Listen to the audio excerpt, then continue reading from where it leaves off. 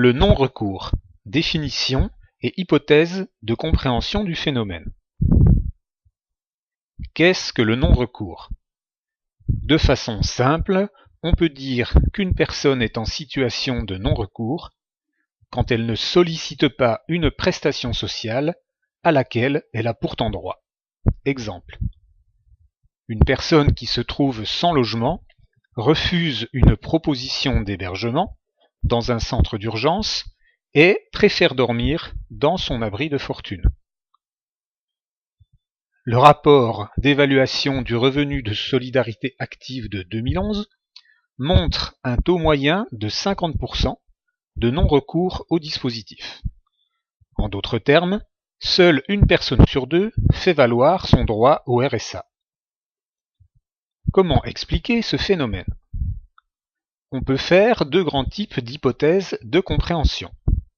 Celle qu'on peut qualifier de collective et qui interroge la capacité à organiser un système d'aide efficace. Et celle plus individuelle qui interroge les réactions du potentiel bénéficiaire. Le manque d'information constitue une première explication. Certaines personnes ne sont tout simplement pas informées d'un droit potentiel. Ou alors, l'information est incomplète. Dans le cas du RSA, par exemple, peu d'individus savent que le RSA activité peut être cumulé à vie avec un salaire dans certaines conditions.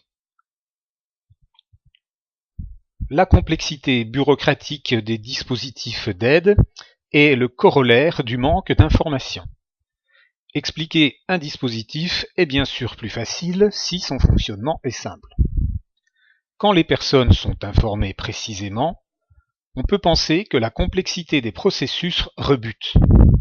Se rendre au bon guichet, remplir des formulaires, donner des justificatifs, attendre un éventuel passage de sa demande en commission, veiller à l'impact de l'ouverture d'une aide par une administration sur les autres aides gérées par une autre administration.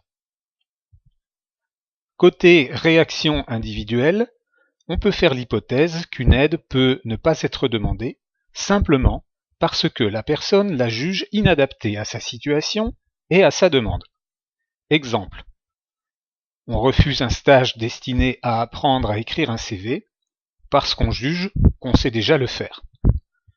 On refuse un hébergement dans tel centre d'urgence collectif parce qu'on ne s'y sent pas en sécurité.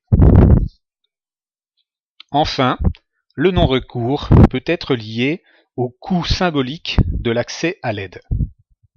Pour accéder à un dispositif, il faut accepter de correspondre à la catégorie de public en difficulté pour lequel le dispositif est construit.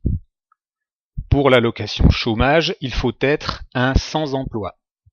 Pour un hébergement, il faut être un sans-abri. Pour le RSA, il faut justifier d'un degré de pauvreté monétaire. Certaines personnes peuvent refuser une aide pour éviter de vivre un sentiment de dégradation statutaire ou la sensation de devoir rendre des comptes.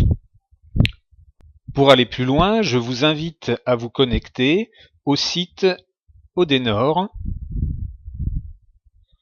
le site de l'Observatoire des non-recours aux droits et services.